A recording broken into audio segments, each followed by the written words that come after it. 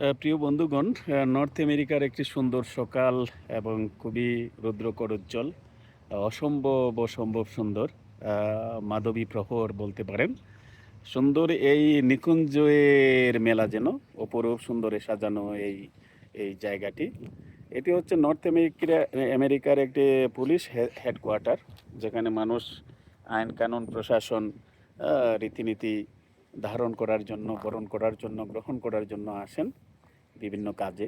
আমি এসেছিলাম, কিন্তু আজকে এই সুন্দর প্রহর এবং এই সুন্দর লগ্ন থেকে এবং সুন্দর জায়গা থেকে একটি অসুন্দর নিয়ে কথা বলতে হচ্ছে।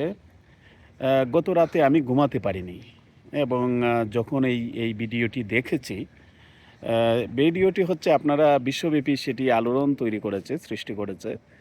আম, শরীয়তপুরের জাজিরা উপজেলায় দেখছেন দিনের আলোতে ছোট্ট একটি বাচ্চা, দুইটি বাচ্চা, একটি ছেলেটি 5 বছর এবং তার ছোট ভাইটি বা বোনটি সম্ভবত 1 বছরের।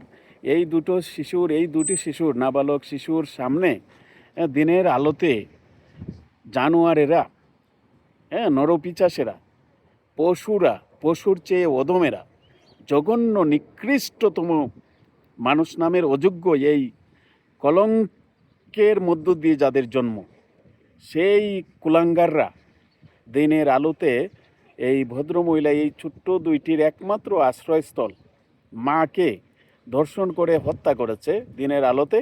অগণিত মানুষের সামনে একটি মানুষও এগিয়ে আসে নাই। এই ছোট বাচ্চাটি তখন তার মায়ের নিথর দেহ সে ব্যানে করে এই জাজিরা থানাতে নিয়ে এসেছে, এবং সে চিৎকার করে এই বাচ্চাটির মুখ দিয়ে কথাগুলো, যে অগ্নিস্ফুলিঙ্গের মতো তার মুখ দিয়ে কথাগুলো বের হচ্ছে, সে ভগবানকে উদ্দাত্ত কণ্ঠে সে ভগবানকে ডাকছে, বলছে, হায় ভগবান, আমার মাকে এইভাবে মেরে ফেললো, আমার মাকে এইভাবে মেরে ফেললো। একটি লোকও এগিয়ে আসলো না। পুলিশ প্রশাসন, সভ্যতা, মানবতা সমস্ত কলঙ্কিত। দেশে আজ মনুষ্য বসবাসের ন্যূনতম পরিবেশটুকু নেই, যেটি এই পরিবেশ তৈরি করে গিয়েছিলেন যে এই আমাদের বিখ্যাত নোবেল লরিয়েট, জঘন্য প্রবৃত্তি, জঘন্য মানসিকতার একজন মানুষ। পৃথিবীর ইতিহাসে এইরকম জঘন্য নরপিচাস আরেকটা জন্ম হয়েছে কিনা?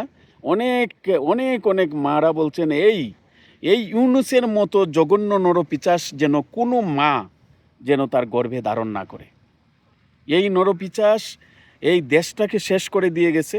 নীতি, আদর্শ, সংস্কৃতি সমস্ত কিছু ধ্বংস করে দিয়ে, রাজনীতি, রাষ্ট্রনীতি সব কিছু ধ্বংস করে দিয়ে মব কালচারের মতো এক কুলাঙ্গার কালচার সে এই দেশে সৃষ্টি করেছিল, এবং যার পরিণাম এই জাতিকে ভোগ করতে হচ্ছে। এবং এই যে সন্ত্রাস, জঘন্য ধর্ষণ, একসময় দেখা যাচ্ছে যে মাদ্রাসাগুলোতে আষ্টে পৃষ্ঠে বেঁধেছিল এই ধর্ষণ। আমি বিগত কিছুদিন আগে দেখেছিলাম একটি মাদ্রাসায় 42টা মেয়েকে ধর্ষণ করেছে পর্যায়ক্রমে এই মাদ্রাসার শিক্ষকেরা। তো এই যদি হয় একটি শিক্ষা প্রতিষ্ঠান এবং শিক্ষাঙ্গনের অবস্থা, এখন সেই ধর্ষণ গোটা দেশে ছড়িয়ে পড়েছে। একটি দেশে একটি নৈরাজ্যজনক অবস্থা থেকে মুক্তি পেয়ে যখন একটি নির্বাচনের মধ্য দিয়ে নির্বাচিত সরকার ক্ষমতায় এসেছেন, মাননীয় প্রধানমন্ত্রী তারেক রহমান ক্ষমতা গ্রহণের পর মানুষ একটু স্বস্তির নিঃশ্বাস ফেলেছিল যে অন্ততপক্ষে আর যাই হোক একজন নির্বাচিত সরকার আছেন, যিনি নির্বাচন বুঝেন, গণতন্ত্র বুঝেন, এবং যিনি দীর্ঘদিন ইউরোপে বসবাস করেছেন। ইউরোপের তার বিশাল একটি বসবাসের সুন্দর সংস্কৃতি, এবং সেই সাথে ইউরোপের রাষ্ট্র রাজনীতি, রীতিনীতি, সংস্কার সব কিছু তিনি দেখেছেন, শুনেছেন এবং বুঝেছেন, যেগুলো তিনি প্রয়োগ করে বাংলাদেশকে এগিয়ে নিয়ে যাবেন সুন্দর ভবিষ্যতের দিকে। এবং এই প্রত্যাশা অগণিত মানুষের সাথে সাথে আমারও ছিল। আমিও প্রত্যাশা করেছি যে তার নেতৃত্বে, তার সহযোগিতায়, তার ঐকান্তিক প্রচেষ্টায় এগিয়ে যাবে বাংলাদেশ। কিন্তু আমার এখন মনে হচ্ছে তিনিও পারছেন না, এবং পুলিশের উপরে যে ঝড় ঝঞ্ঝা বয়ে গেছে 5 আগস্টের পরে, পুলিশও মানসিকভাবে ভেঙে পড়েছে, মোরালিটি ভেঙে পড়েছে, এবং তারা সাহস পাচ্ছে না। এবং পুলিশ প্রশাসনও সেই সুস্থ সুন্দর অবস্থা হ্যাঁ, আর দলীয়করণের মধ্য দিয়ে পুলিশকেও একটি নির্দিষ্ট দল এবং গোষ্ঠীর পুলিশে পরিণত করা হয়েছে, যা দেশের জন্য কোনোভাবেই মঙ্গলজনক নয়। ফলশ্রুতিতে পুলিশের নাকের ডগায় এই সমস্ত দুরাচারীরা, অসভ্য জানোয়ারেরা, এইসব কুলাঙ্গারেরা দিনের পর দিন এই সমস্ত কাজগুলো করে যাচ্ছে। এই ছোট্ট বাচ্চাটি সে চিৎকার করে বলছে, ভগবান আমার মাকে মেরে ফেলছে, ভগবান আমার মাকে মেরে ফেলছে। কেউ এগিয়ে আসলো না। এই হাহাকার, এই তিরস্কার, এই লাঞ্ছনা, এই গঞ্জনা এই জাতিকে মর্মে মর্মে উপলব্ধি করতে হবে। প্রকৃতি বড়ই নির্মম, সময় বড়ই নির্মম। আজ যারা চুপ করে বসে আছেন, এই সমস্ত অন্যায় অবিচার দেখেও যারা চুপ করে বসে আছেন, কোনো প্রতিকার করছেন না, এগিয়ে আসছেন না, এই অনাচার অবিচার একদিন আপনাদেরকে আষ্টে পৃষ্ঠে বাঁধবে। সেদিন আপনাদের আর পালানোর, আপনাদের আর সরে যাওয়ার জায়গা থাকবে না। গোটা দেশের মানুষকে এই হচ্ছে বলা, আসুন সবাই মিলে প্রতিবাদ করুন, সবাই মিলে এই সমস্ত দুরাচার কুলাঙ্গাদের টুটি চেপে ধরুন এবং দেশ থেকে এই জঘন্য ধরনের নিপীড়ন, নির্যাতন, সন্ত্রাস বন্ধ করুন। আপনাদের দেশ আপনাদেরকে সুরক্ষা করতে হবে। দেশে সরকার আছে, কিন্তু সরকার কার্যকরীভাবে কোনো ভূমিকা পালন করতে পারছে না। আমি এই সরকারকে আমার অভিমত দিয়েছিলাম যে নির্বাচিত এক সরকার এসেছে, নির্বাচিত সরকারের প্রধান অবশ্যই তিনি দীর্ঘদিনের বঞ্চনার মধ্যে নিজেও ছিলেন। তিনি অবশ্য মানুষের বঞ্চনা বুঝবেন মন দিয়ে, প্রাণ দিয়ে, এবং দেশের মানুষের দুঃখ দুর্দশা তিনি লাঘব করবেন। কিন্তু তার হয়তো আন্তরিকতা আছে এবং তিনি পারছেন না। তার মন্ত্রীরা কোট টাই পরে ঘুরে বেড়াচ্ছে, কিন্তু আসলে কার্যত কোনো ভূমিকা দেখা যাচ্ছে না। এবং অনেকেই বলছেন এই অযোগ্য, অদক্ষ, অপরিপক্ক এবং অভিজ্ঞতাহীন মানুষকে দায়িত্ব দিলে যে পরিস্থিতি হয়, সেই পরিস্থিতি হচ্ছে। আবারও দেশবাসী, প্রিয় দেশবাসী, আপনাদেরকে বলতে চাই, এই সুন্দর শ্যামল দেশ, এই শ্যামল অঙ্গন জুড়ে মানুষে মানুষে মমতা, ভালোবাসা, প্রীতি প্রণয়ের এক সুন্দর মর্তভূমি, লীলাভূমি, এক শ্যামল ভূমি এই বাংলাদেশ।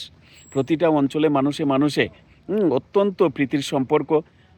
জাতি, ধর্ম, বর্ণ নির্বিশেষে সবাই সব জায়গায় আনন্দে, দুঃখে, বেদনায়, সুখে সব সময় আমরা একত্রিত হয়েছি। হাজার বছরের ঐতিহ্য এবং সংস্কৃতি, সেই সংস্কৃতিকেই তুলে ধরে, সেই আমাদের ঐতিহ্যকে তুলে ধরে আজ এই দুটি বাচ্চা চিৎকার করে কাঁদছে। তার মায়ের এইরকম পরিণতি। আজকে তার এই মাটি যদি আপনার মেয়ে হতো, কন্যা হতো, আপনার বোন হতো, আপনার স্ত্রী হতো, আপনি কি ভূমিকা নিতেন? এই ছোট্ট শিশু দুইটি যদি আপনার সন্তান হতো, তাহলে আপনারা কে? আমি এই প্রশ্ন মাননীয় প্রধানমন্ত্রী থেকে শুরু করে গ্রামের একজন সাধারণ মানুষের কাছে এই প্রশ্ন। তাহলে যে কাজটি করতেন নিজের সন্তানের জন্য, নিজের আত্মীয় স্বজনের জন্য, এই ছোট্ট বাচ্চাটির জন্য, সেই কাজটুকু করুন এবং তার মায়ের এই জঘন্য ধরনের নিপীড়ন, নির্যাতনের প্রতিবাদ করুন। এবং সেই সাথে যাতে করে এই ধরনের ঘটনা বাংলাদেশে আর কোথাও না ঘটে, আপনারা নিজেরা সেই দায়িত্ব গ্রহণ করুন। পুলিশ যদি এগিয়ে না আসে, আপনারা নিজেরা সেই দায়িত্ব গ্রহণ করুন। আপনাদের দেশ আপনাদেরকে সুরক্ষা দিতে হবে, আপনাদের দেশ আপনাদেরকে রক্ষা করতে হবে। এই ছোট্ট দুটি শিশুর ভবিষ্যৎ যাতে সুন্দর হয়, সেই জন্য স্থানীয় প্রশাসন, জেলা প্রশাসক, শরীয়তপুরের জেলা প্রশাসক, পুলিশ সুপার থেকে শুরু করে সব জ্ঞানী গুণী ব্যক্তিবর্গ, সাহিত্যিক, শিল্পী, সজ্জন, শিক্ষিত সমস্ত মানুষগুলোকে বলছি, এদের পাশে দাঁড়ান, অনুরোধ করছি, এদের পাশে দাঁড়ান। সেই সাথে আমিও থাকবো আপনাদের পাশে, এবং দেশের আর কোথাও যাতে এ ধরনের ঘটনা না ঘটে সবাই মিলে প্রতিরোধ গড়ে তুলুন। আর এই ছোট্ট শিশু দুইটিকে আবারও, তোমাদের প্রতি আমাদের বলার কিছু নেই, তোমাদের কাছে আছে লজ্জায় মাথা নত হতে হয়। তারপরেও বলছি, তোমাদের পাশে আছি, পাশে থাকবো। যদি আমার সুযোগ হয়, আমি তোমাদেরকে নর্থ আমেরিকায় আনার ব্যবস্থা করব। ধন্যবাদ সবাই। একটু মন দিয়ে, প্রাণ দিয়ে দেশের এই অবস্থা, অচল অবস্থা নিরসনের জন্য সবাই কাজ করবেন। আর বলার কিছু নেই। ধন্যবাদ সবাই।